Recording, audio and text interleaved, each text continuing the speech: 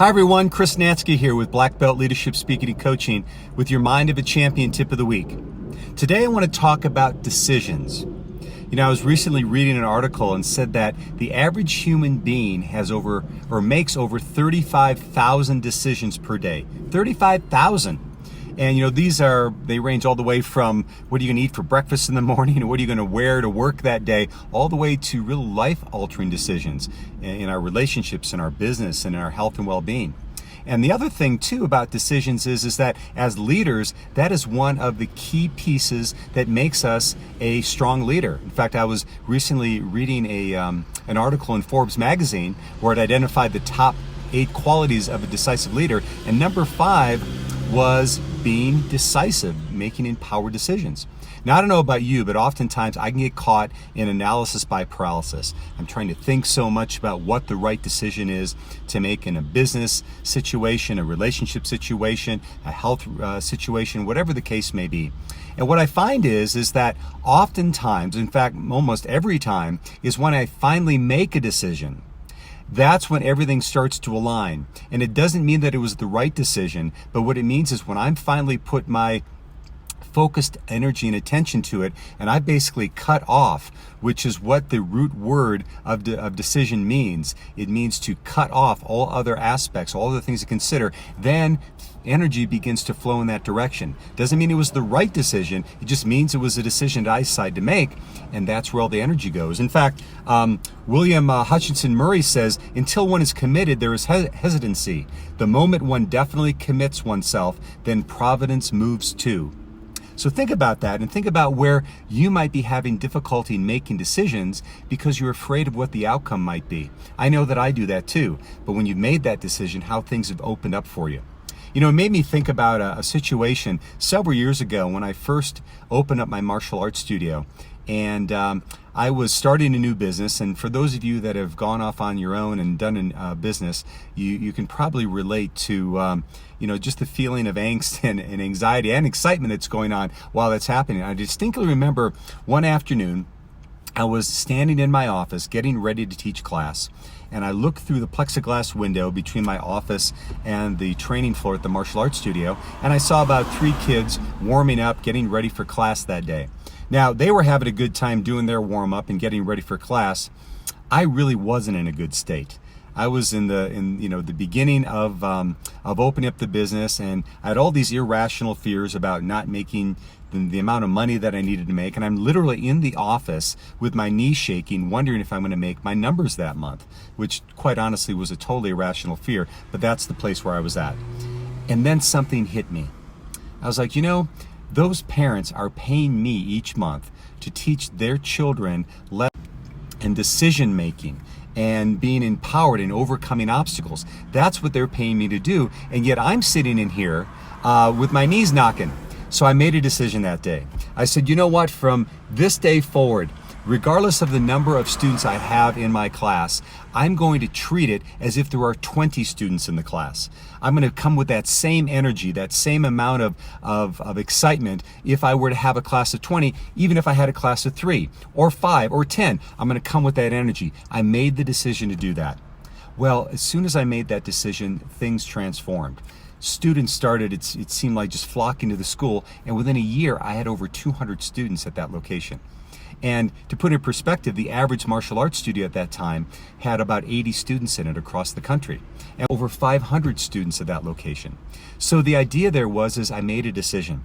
And I'm not saying I'm always perfect at this, not by any means, but that was the one time in my life that I really got clear on, when I make a decision, providence moves with me.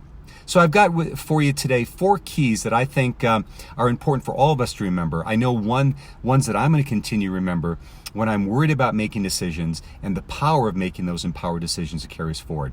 And the first one is to pre-commit to your decisions. What do I mean by that? Many times what we do is we want to embark in a new endeavor, a new behavior, and we say, yeah, tomorrow morning I'm going to begin that. So for instance, let's say you wanted to begin running in the morning. But what we do is we wake up in the morning and we make the decision then. And that's probably the worst time, because that's when the comforter feels great and the mattress feels amazing, as does the pillow. And now we're making the decision, do I want to stay in bed or do I want to go out and run? And many times what we do is we opt to stay in bed. But what pre-commitment is, it means that you make that decision the night before, and then you set up all the things around it that will support it. Have your running shoes and your running clothes right at the edge of the bed. Set your alarm so as soon as it goes off, you've already made the decision to go. You're already getting dressed. You're already getting ready to rock on that day's activities. You've pre-committed to the decision.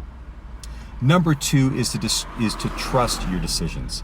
And for me, this is oftentimes the most difficult thing to do, is when you make a decision, trust it and just keep going in that direction. Now, it doesn't mean that over time you may not want to reevaluate and course correct, but in the moment that you've made that decision, you're taking the action, don't allow any other distractions or doubts to come into your mind at that time.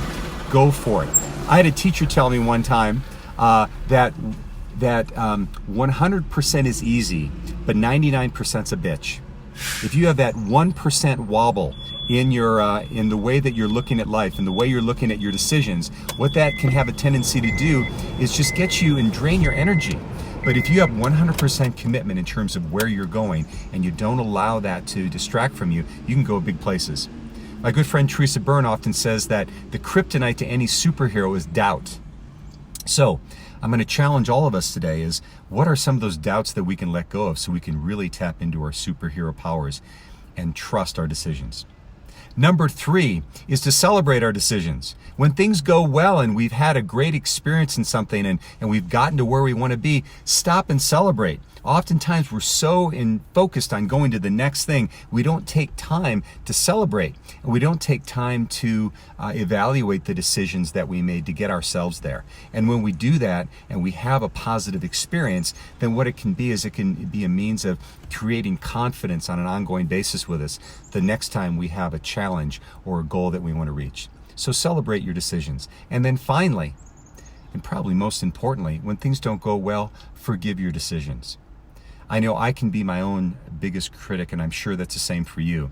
But when things don't go well, I think it's really important for us to look at what occurred and also unearth the good that happened as a result of it. We may not have gone where we wanted to go, but I can guarantee you there's always something in there that we can unearth that's a positive lesson that we've learned, a way that we've grown and we've expanded.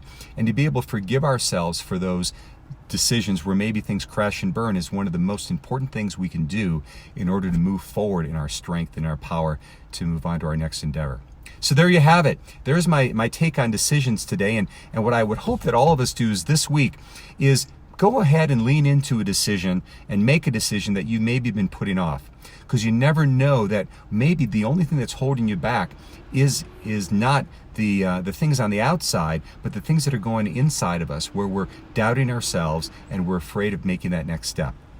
So there you have it, my friends. There's my take on decisions. And my name is Chris Natzke, and I want to thank you again for being with me on my Black Belt, with Black Belt Leadership Speaking and Coaching, and being with me on my Mind of a Champion Tip of the Week. If you like what I shared today, please share it, please comment, please like it, and if you have some friends out there you think would benefit, please make sure you pass this along as well. So thanks so much, and I'll see you next time on the Mind of a Champion Tip of the Week.